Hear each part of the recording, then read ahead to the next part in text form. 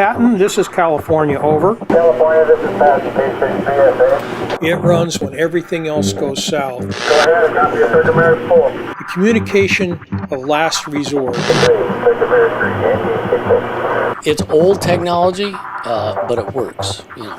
Sometimes you gotta go with old reliable. Over.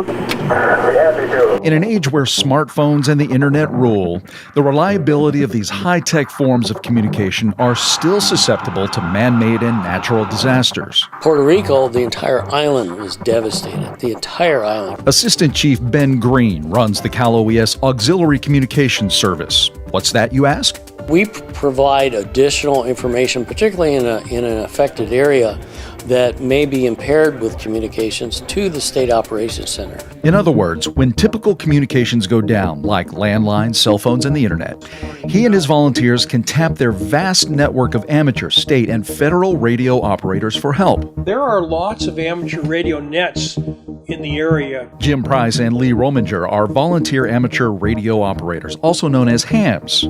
Each week, they use these radios to conduct a roll call of other radio operators around the state. Colusa County, this is California, over. This ensures they can all talk to each other should an actual emergency take out comms anywhere in California or its neighboring states. We're here, we train, we know both the amateur radio side and then how to interface into the OES organization. So we're bringing both those sides together.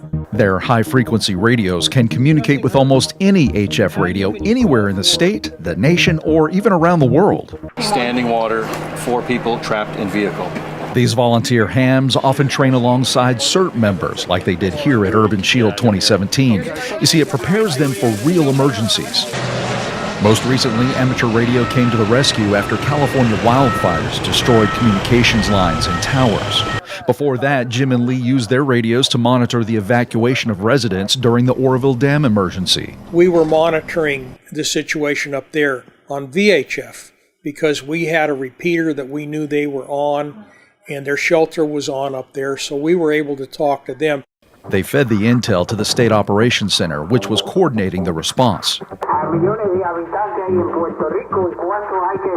HF radio was also used to get voice and data communications out of Puerto Rico after Hurricanes Irma and Maria destroyed the island, knocking out all forms of communication.